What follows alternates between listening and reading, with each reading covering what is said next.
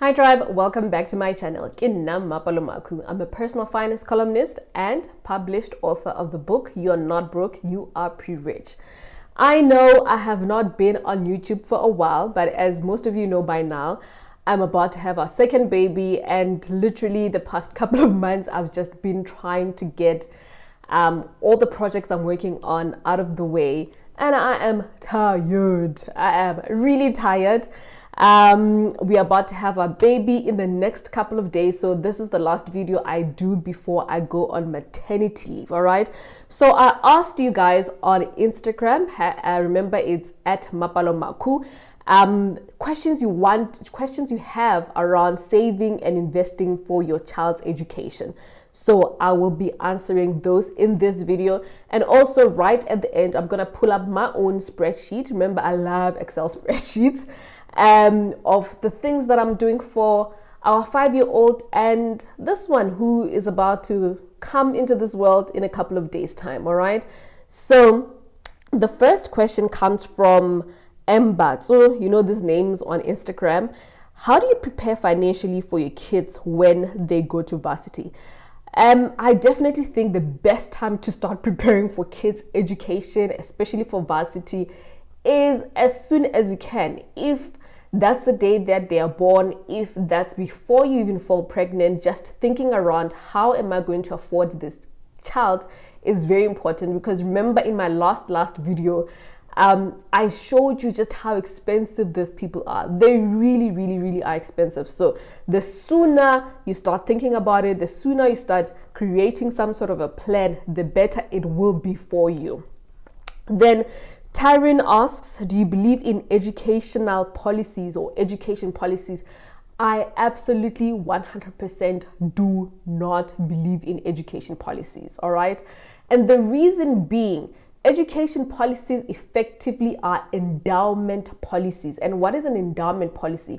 An endowment policy normally comes in the form of, someone will say it's tax-free, someone will say, of course, there's that allure that it has education in front of it. So already automatically in our brain, you think that, oh goodness, I'm doing the right thing, which yes, you are.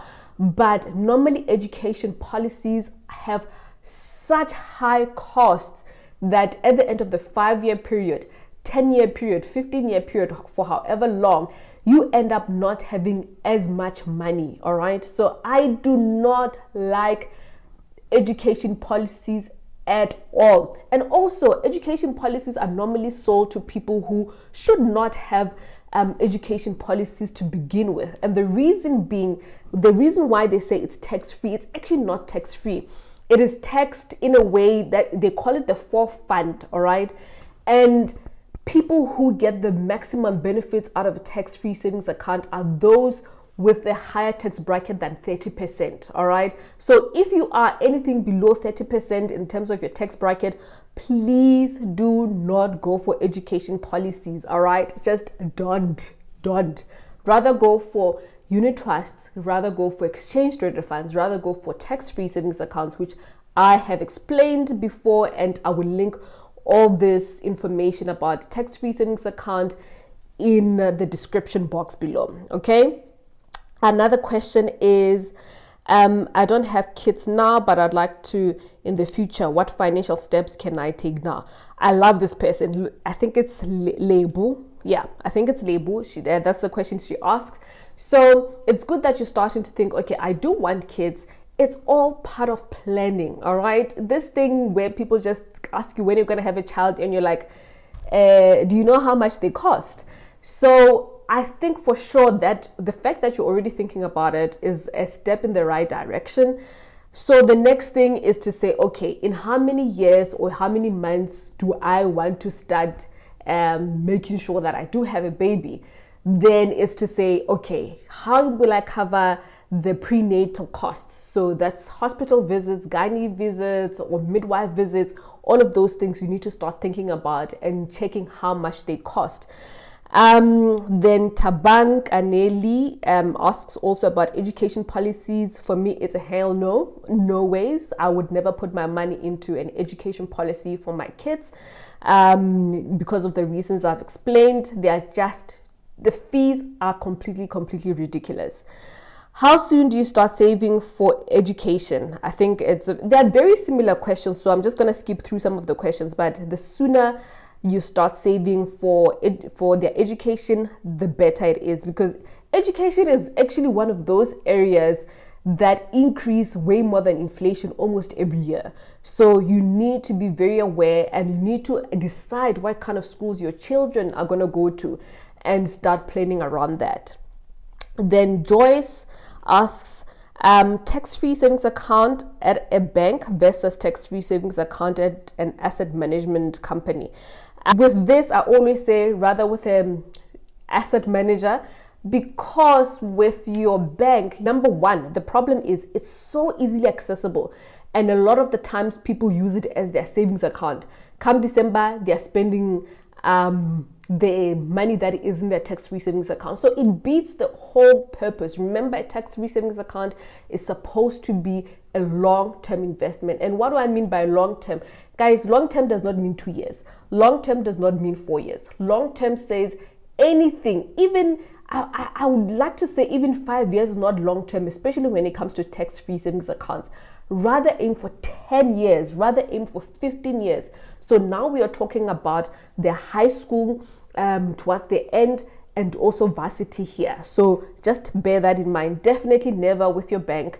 It's easily accessible, and also if it's going to be a long-term investment, you want to invest it in a higher risk portfolio. So where you have access to equities, where you have access to bonds, where you have access to property, and where you have access to cash. Well, with banks, normally it's in a money market. So the interest there, it's seen as less risky. But the higher the risk you take on, or you're willing to take, the more return that you will get in the end. Okay. Then another question from Keho. She says, I recently bought your book and I want to know how I can deposit money on a tax-free savings account on Easy Equities. So the Easy Equities platform, again, is one of the easiest and user-friendly platforms, especially if you're a beginner when it comes to investing, and particularly in this case in a tax-free savings account. So you have to have your FICA, copy of ID, proof of address, what's the other one? Proof of bank account, I think it is. So all your FICA documents. Then you open up an account online with them. Then you send them the FICA documents that I've just spoken about. Then from there, you will see it has tax-free savings account. It has investing in shares. It has investing in US dollars and all the other options. But right now we're focusing on tax-free savings account. So you click on that. Then there's a button says fund this account. All right. So you can either deposit directly. They'll give you the banking details, or you can allow them access to take money from your account, and you deposit how much ever you want. Say, for example, 5,000.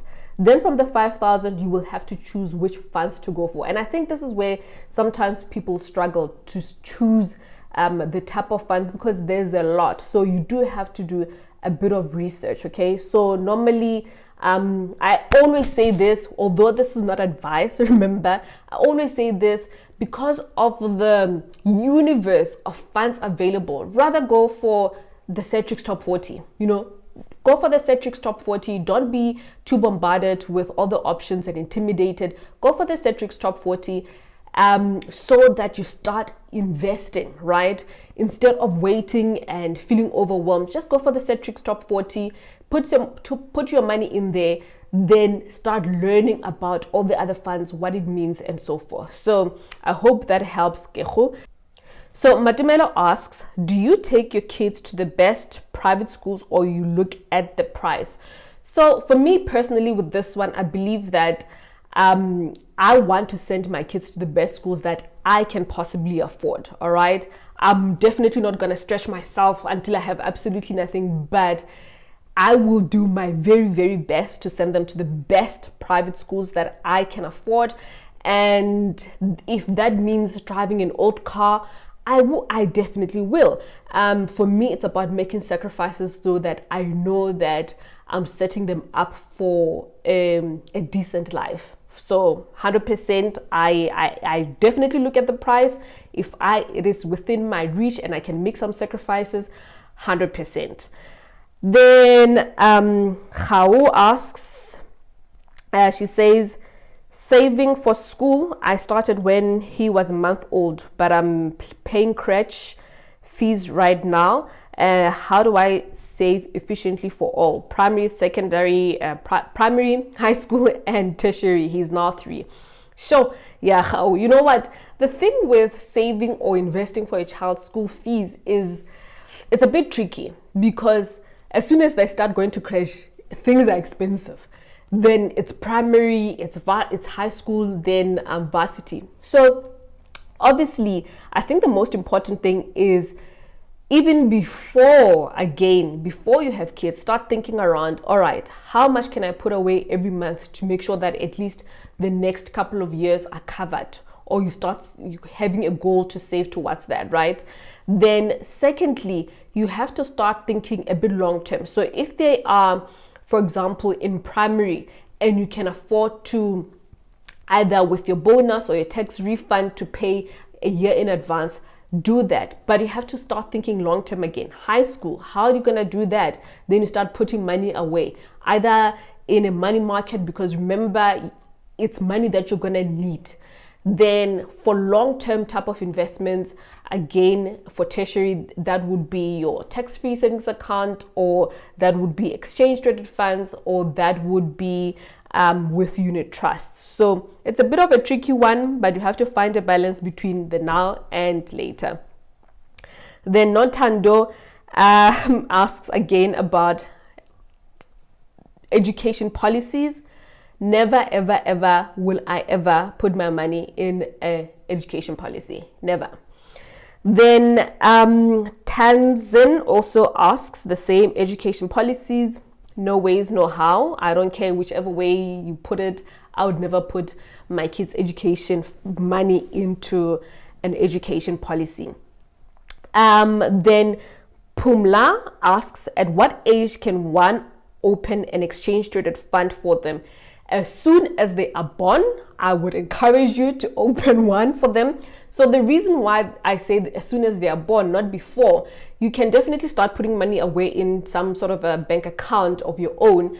But I actually prefer having investments in my kids' names. All right. So with my new baby coming, I've just been putting money away in a normal bank account where I know when they arrive, I will have their birth certificate, because oftentimes they want their birth certificate and obviously your address, the FICA stuff, but it should be in their name. Number one, for me, it just changes my mind psychologically and reminds me that that money is not mine. That money is for my children. So always have it in their own names, all right?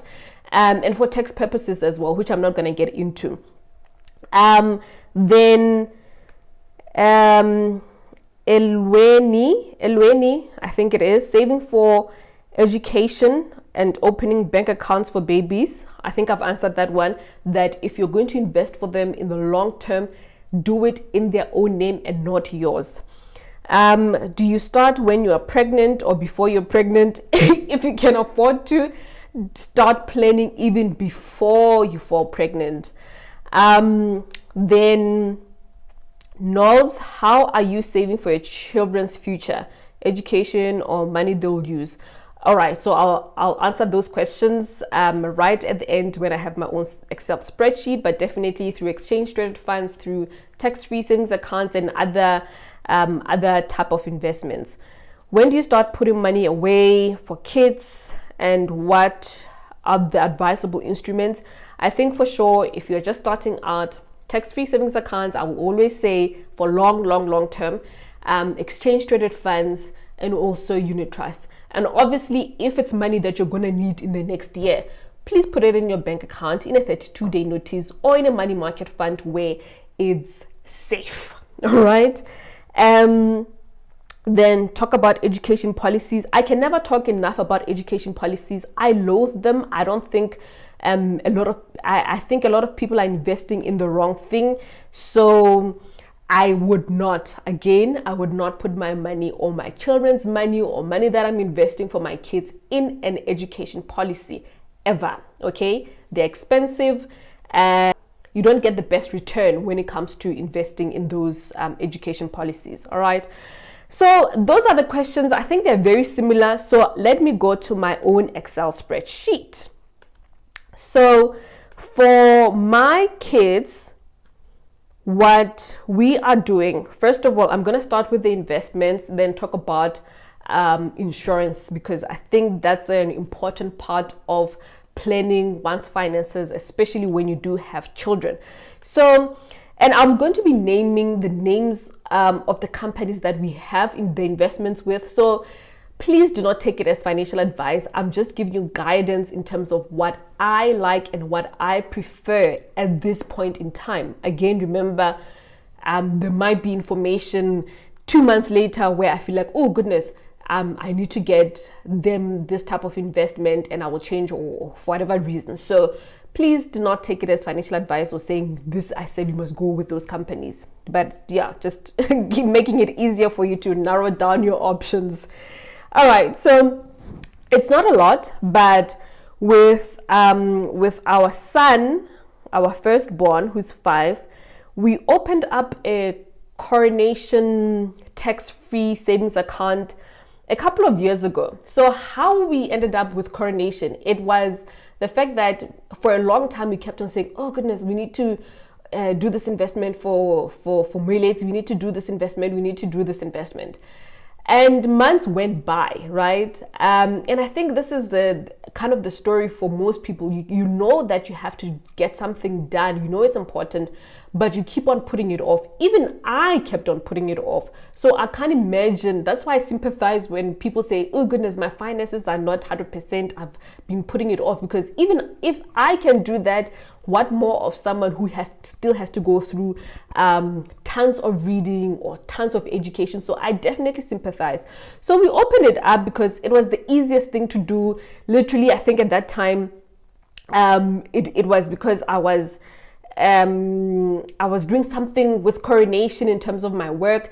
Then, you know, they were the closest people who could help me out as quickly as possible. And I was like, okay, I have 10,000 that I just want to put in there right now. And I did. So that's why. And I chose a really pop fund. But it was something that I just wanted to get done and out of the way. So he has that tax-free savings account, but it wasn't a recurring amount that we were doing. It was, I put 10,000. I was like, okay, no, I'll put another 10 or whatever amount it was to make the 36,000. I think this was even before the limit became 36,000. So that's what I did. Then when I finally came to my senses and I had time and I was sitting down and thinking about what I'm doing, I opened up a tax-free savings account with Sygnia, and this one has monthly debit order going off. Put money aside like a lump sum so that we reach the 36,000 limit even before the year ends. So we have that for him. Then another thing we have for him is impact farming with Fed Group. So we bought some blueberries. If you don't know what this is, just go and Google them. They have an app where you can invest in blueberries, bees, and solar panels. But I think with the bees and solar panels, it's completely sold out. So you do get, you can only get blueberries at this point in time. Then we have RSA retail savings bonds. And the reason why I have RSA retail savings bonds is it's a safe investment, man. You know, it's just one of those things like, okay, let's diversify. Let's have some equity. Let's have some bonds. We do have a property that we are hoping to pay off very soon, and we're hoping that, okay, that those funds will redirect to other investments, but hopefully that will fund his Varsity as well. Okay, it's like a lot of moving parts. But with bonds, South African retail savings bonds, oh goodness, we like them because literally they are safe and you have a fixed interest that that they offer you. So investing or putting money into RSA retail savings bonds, it's like loaning the government your money. You know, you don't think that the government will ever default. and that's the hope. Then I just want to kind of read to you the fixed interest rates that they're currently giving. For 2 years, you'll get 5.5 on any amount that you put away in a RSA retail savings bonds. 3 years is 6.25, 5 years is 8.25.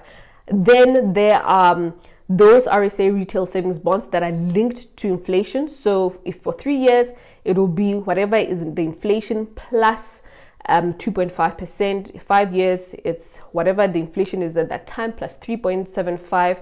Then for 10 years, it's inflation plus 4.75.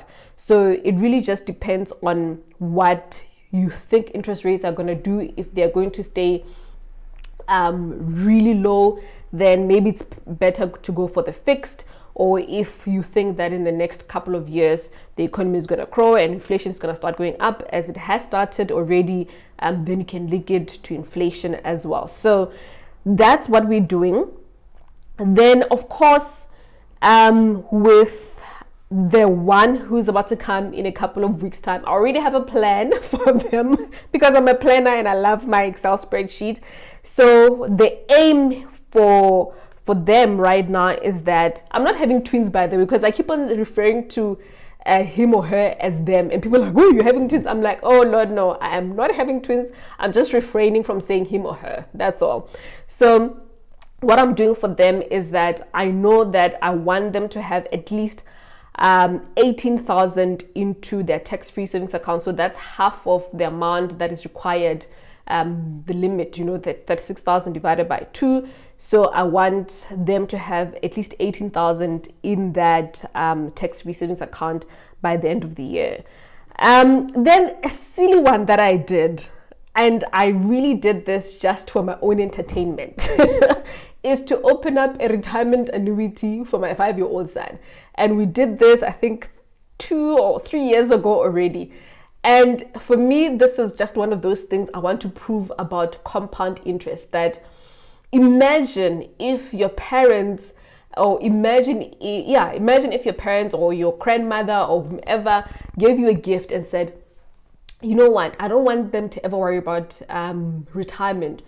For me, it's really just to see the magic or the power of compound interest. So literally 3 years ago or so, we put up, I think it was 20,000 at that time, into a retirement annuity and with an asset management company. And we just said, okay, let's see when this person reaches 55, what it would look like. So obviously with a retirement annuity, there are pros and cons, which I'm not going to talk about today, but it's just a little something that hopefully one day around the dinner table we talk about, like, oh goodness, I have over how much ever because my parents decided to put 20,000 in a retirement annuity. So we don't contribute to it monthly, but it's really something I want to see what it's going to look like when he is 55 or 60, and I'm going to do the same again for the new one. So I hope that helps, Tribe. I hope that it kind of gives you a sense of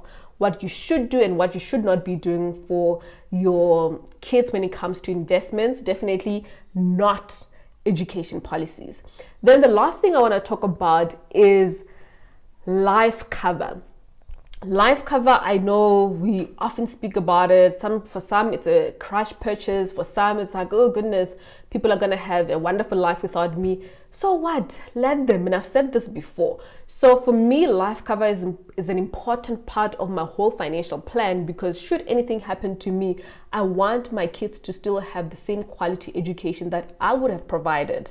Yes, their father is there and he will be able to provide for them, but I'm making sure that my part is done as a mom. So it is very important to look at their needs and say, okay, for how long will they need these funds for? Up until the age of 25. Hopefully your kids don't need you beyond that. But it's just making sure that you cover all your bases. It's literally just a risk mitigation strategy that you do. And so I do have life cover to make sure that if I lights out, my kids will still be taken care of. So I hope you've enjoyed this video. I hope I've answered some of your questions. But again, I will emphasize, never ever put your money in an education policy, especially if you are the below 30% tax bracket. They are expensive. Don't do it with an insurance company per se, rather do it with an asset management company if you are going to. And remember, there's lots of asset management companies, so I always name very similar ones.